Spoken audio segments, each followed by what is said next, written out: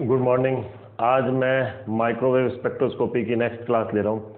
इससे पहले की क्लास में मैंने आपको बताया था कि घूर्णन ऊर्जा को जो हम है वो श्रोडिंगर समीकरण को हल करके ज्ञात कर सकते हैं, और घूर्णन ऊर्जा है या हम रोटेशनल एनर्जी जिसको कहेंगे, अलाउड रोटेशनल एनर्जी, उसका फॉर्मूला ये होता है, यानी बी जे इंटू जे प्लस 1 सेंटीमीटर इनवर्स। ये हो गया वेव नंबर के रूप में हमने लिए, यानी तरंग संख्या के रूप में हमने घूर्णन ऊर्जा ली है। यानी हम यहाँ क्या लिखेंगे, घूर्णन ऊर्जा, लेकिन किसके रूप में है, यहाँ पर जूल में नहीं लेकर हमने किसके रूप में लिए, तरंग संख्या के रूप में। और फिर हमने कहा कि घूर्णन स्पेक्ट्रा जो होते हैं, घूर्णन स्पेक्ट्रा क्या होते हैं, जब एक लेवल से, जब हम यहाँ पर पहले तो जे का मान रखते हैं तो हमें डिफरेंट घूर्णन ऊर्जा स्तर प्राप्त होते हैं, रोटेशनल एनर्जी लेवल प्राप्त होते हैं। और जब हम क्या करते हैं, एक लेवल से दूसरे लेवल की ओर जाते हैं, यानी जब मॉलिक्यूल एक लेवल से दूसरे रोटेशनल एनर्जी लेवल की ओर जाता है, तो ऐसे में वो एनर्जी को एब्जॉर्ब करता है। और वो एनर्जी कहाँ से होती है, वो माइक्रोवेव रीजन से होती है। एनर्जी को एब्जॉर्ब करता है तो हमें एक स्पेक्ट्रा मिलता है, वो माइक्रोवेव रीजन में हमें स्पेक्ट्रा प्राप्त होता है। और जे से अगर मान लो J+1 पर वो लेवल पर गया तो हमें स्पेक्ट्रा कौन सी लाइन पर मिलेगा, 2BJ+1 सेंटीमीटर इनवर्स पर। ये जो घूर्णन ऊर्जा अंतराल होता है ये 2B के बराबर होता है। अब हम यहाँ जो ले रहे हैं वो B क्या है, B जो होता है वो घूर्णन स्थिरांक, जिसको हम बताते हैं h/8π²IC। और I क्या है यहाँ पर, मोमेंट ऑफ इनर्शिया, यानी कि जड़त्व आघूर्ण, जिसको हम दिखाते हैं μr²। म्यू क्या होता है यहाँ पर, रिड्यूस मास होता है। रिड्यूस मास कौन सा हो गया, m1m2/m1+m2। अब हमारा जो नेक्स्ट टॉपिक होगा वो है कि किस प्रकार से जो समस्थानिक है वो इसको प्रभावित करता है। यानी अब हम क्या लेंगे टॉपिक इसके अंदर, समस्थानिक का प्रभाव, यानी आइसोटोपिक इफेक्ट। हम यूं लिख सकते हैं, आइसोटोपिक इफेक्ट, या हम यूं भी लिख सकते हैं, समस्थानिक का प्रभाव। यहाँ एक एग्जाम्पल लेते हैं हम, जैसे हमने लिया 12 CO और 13 CO, यानी हम देख रहे हैं समस्थानिक का प्रभाव। समस्थानिक के प्रभाव में अगर हम यहाँ कहते हैं कि हमने 12 कार्बन की जगह 13 कार्बन ले लिया, यानी समस्थानिक हो गया। समस्थानिक क्या होते हैं, जिनके क्या होते हैं, एटॉमिक नंबर तो सेम होते हैं, लेकिन जिनके मास नंबर जो होते हैं वो डिफरेंट होते हैं। जैसे 1h1, 1h2, 1h3, जैसे जो 6C12, 6C13, 6C14, इस तरह से।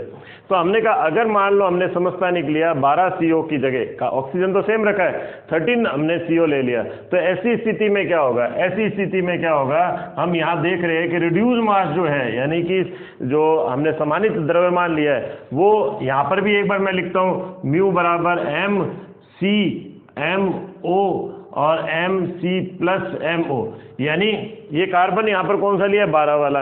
इसी तरह से रिड्यूस मास यहाँ पर ये 12 CO वाला ले लिया मैंने, ऐसे ही यहाँ 13 CO वाला ले लिया। रिड्यूस मास क्या हो गया, mCmO, और यहाँ आ गया mC+mO। तो यहाँ जो कार्बन है वो ये दूसरा वाला है, 13C वाला है, और यहाँ जो कार्बन है 12C वाला है। तो अब ऐसे में क्या हो जाएगा, यहाँ से यहाँ जाने पर, यानी कहाँ से, 12 CO से 13 CO की ओर जाने पर, यानी कि 12 CO से 13 CO की ओर जाने पर रिड्यूस मास हम देख रहे हैं बढ़ रहा है। अगर रिड्यूस मास बढ़ जाएगा तो हमें पता है I बराबर क्या हो जाएगा, μr² हो जाएगा। तो I बराबर μr² हो गया, तो ऐसे में क्या हो जाएगा, I का मान भी क्या हो जाएगा, बढ़ जाएगा। तो अगर रिड्यूस मास बढ़ गया तो I भी बढ़ गया। हमें पता है घूर्णन स्थिरांक किसके बराबर होता है, ये है घूर्णन स्थिरांक। ये किसके बराबर होता है, h/8π²IC। तो अब ये जो I का मान जो है, I का मान क्या है, ये बढ़ गया, तो B का मान क्या हो जाएगा, घट जाएगा। यानी घूर्णन स्थिरांक का मान घट जाएगा, किससे, केवल इससे। ये कोई ज़रूरी नहीं है कि यहाँ बड़ा है तो हर केसेस में बढ़ेगा ही। अगर मान लो आपने ऐसा ले लिया कि हम 13 CO से 12 CO की ओर जा रहे हैं, तो यही हमें ध्यान रखना पड़ेगा कि अगर हम 13 CO से 12 CO की ओर जा रहे हैं तो ये प्रोसेस उल्टा हो जाएगा। इसी प्रकार से अगर मान लो ऑक्सीजन 16 की जगह यहाँ हमने 18 ले लिया और यहाँ हमने 16 ले लिया तो भी घट जाएगा। तो हमें ये ध्यान रखना पड़ेगा, रिड्यूस मास अगर परिवर्तित हो रहा है, कुल मिला के हम ये ध्यान रखेंगे कि जब भी आप समस्थानिक का उपयोग करते हो तो ऐसे में जो रिड्यूस मास है यानी समानित द्रव्यमान है वो परिवर्तित हो जाएगा। समानित द्रव्यमान परिवर्तित होने से मूवमेंट ऑफ इनर्शिया परिवर्तित हो गया और मूवमेंट ऑफ इनर्शिया परिवर्तित होने से बी का मान परिवर्तित हो जाता है। और इस केस में चूंकि हम 12 से 13 की ओर जा रहे हैं तो यहाँ पर रिड्यूस मास बढ़ रहा है, आई का मान बढ़ रहा है, जिससे क्योंकि आई बराबर म्यू आर स्क्वायर होता है और ये इसके इन्वर्स होता है तो इसका मतलब बी का मान घट रहा है, यानी घूर्णन स्थिरांक अब घट गया। तो मैं एक बार वापस से इसको लिख रहा हूँ यहाँ पर,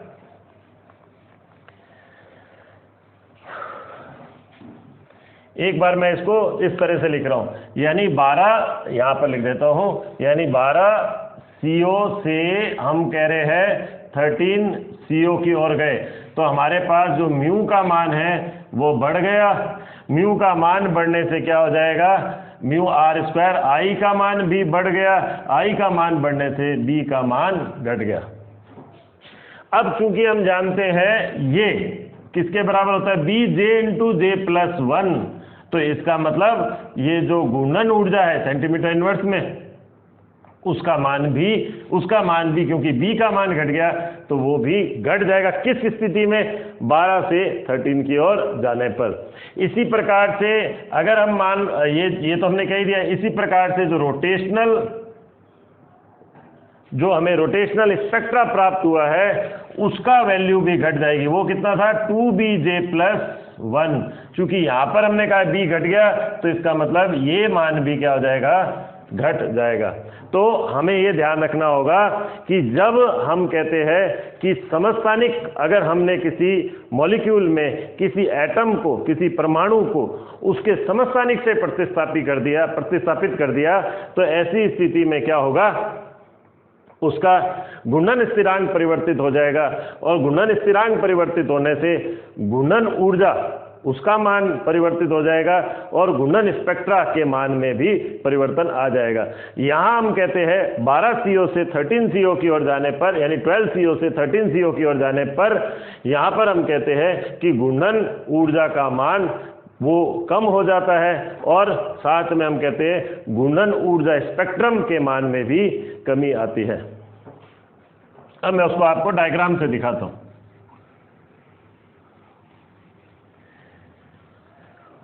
एक तरफ मैंने लिखा 12 CO, एक तरफ मैंने लिखा 13 CO।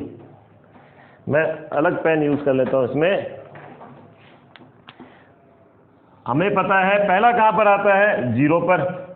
यह हमें पता है पहली जो वैल्यू j बराबर 0 पर कितना मान होता है, B J into energy level बना रहा हूं मैं, ये एनर्जी लेवल, यहां मैंने ये लिख दिया और यहाँ मैंने डैश करके लिख दिया, जिससे हमें ध्यान रह जाएगा दोनों अलग अलग है क्योंकि b का मान परिवर्तित है। ये 0 पर, दूसरा कितने पर है, थोड़ा नीचे बनाता हूँ, दूसरा कितने पर हो गया, 2b पर। दूसरा हमारे वैल्यू कितने पर आ गई, 2b पर। तीसरी कितने पर आ गई, ये 6b पर, फिर 12b पर, फिर 20b पर और फिर यहाँ हमने लिख दिया 30b पर। बिल्कुल ऐसे एक कोशिश करिए यहाँ पर कि एक पर्टिकुलर रेशियो में इसको बनाए। ये हमने यहाँ दिखा दिया 12b पर। ये हुआ 12 CO के लिए। अब मान लो मेरे को 13 CO के लिए करना है तो हमने अभी एक आई है कि यहाँ से यहाँ जाने पर क्या हो रहा है, यहाँ से यहाँ जाने पर ये जो अलाउड रोटेशनल एनर्जी लेवल यानी अनुमत घूर्णन ऊर्जा स्तर का मान घट रहा है। तो अब हम कैसे दिखाएंगे इसको, ये तो यहीं दिखाएंगे, 0 है तो 0 पे ही दिखाएंगे। ये भी इसके साथ ही हमने दिखा दिया 0, 2b डैश। अब हम 2b डैश से दिखा रहे हैं, क्यों b डैश, क्योंकि उसमें हमने 12 CO की जगह 13 CO लिया है। ये 6b डैश, ऐसे ही 12b डैश, ऐसे ही 20b डैश,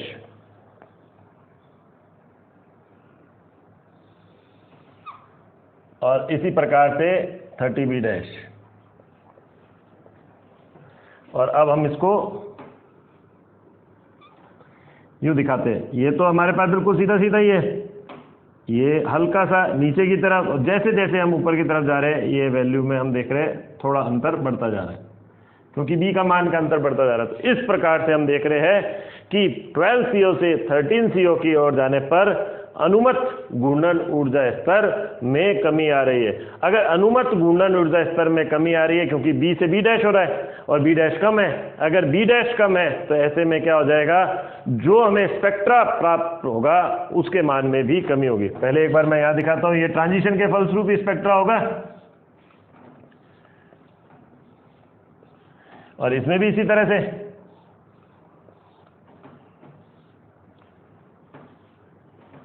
ये कितने पर होता है, ये पहला वाला स्पेक्ट्रा जो हमें प्राप्त होगा, मैं यहां अलग से बनाता हूं इसको, ये तो क्लियर हो गया, ये तो घूर्णन ऊर्जा स्तर है। अब मैं स्पेक्ट्रा बना रहा हूं, तो पहला लाइन हमको कितने पर प्राप्त होगी, 2B पर, फिर 4B पर, फिर 6B पर, अंतर ही तो होता है इनका 6B, फिर यहाँ दोनों का अंतर 8B, फिर यहाँ पर कितना दोनों का अंतर 10B। तो मैं अब स्पेक्ट्रा, ये तो हो गया अलाउड, यानी ये हो गया आपके घूर्णन ऊर्जा स्तर।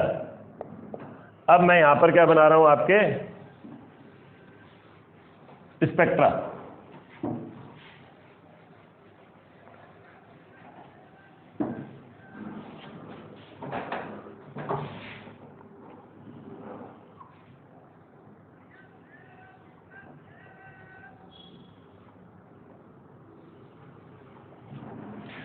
तो वही इसी तरह से पहला 0 पे हम दिखाएंगे, ये 0 पर, फिर ये भी 0 पर, फिर इसके बाद हमने दिखा दिया यहाँ पर ये 2B पर, ऐसे ही फिर हमने कितने पे बताया था 4B पर, फिर हमने कितने पे बताया 6B पर, फिर हमने कितने पे बताया 8B पर, फिर हमने कितने पे बताया 10B पर। सब में अंतराल जो है वो कितना है 2B, यहाँ पर भी 2B, यहाँ पर भी 2B, इस तरह से ये 2B, यानी ये कौन सा हो गया, ये घूर्णन स्पेक्ट्रा। ये तो किसके लिए हो गया, 12 CO के लिए। अब मैं 13 CO के लिए बनाऊंगा तो मैं कैसे दिखाऊंगा, उसी तरह से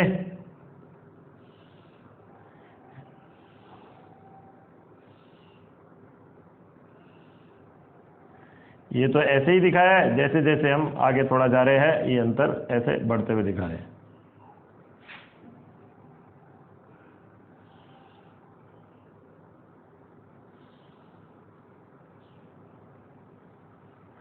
तो ये हमारे पास 2B डैश, ये भी 2B डैश, तो ये अंतराल तो वैसा ही होगा 2B डैश, यानी ये आया हमें 2B dash, 4B dash, 6B dash, 8B dash, 10B dash. इस प्रकार से ये अंतर घटते हुए हम दिखा रहे हैं। तो इस प्रकार हम देखते हैं कि जब हम 12 CO से 13 CO की ओर जा रहे हैं तो मान में क्या हो रही है, लगातार कमी होती जा रही है। तो माइक्रोवेव स्पेक्ट्रोस्कोपी के द्वारा हम क्या कर सकते हैं, मॉलिक्यूल में अगर आइसोटोप है तो उसका पता लगाया जा सकता है। तो आज के लिए हम एक बार इतना ही लेंगे, आगे जो टॉपिक है नेक्स्ट वीडियो में। Thank you.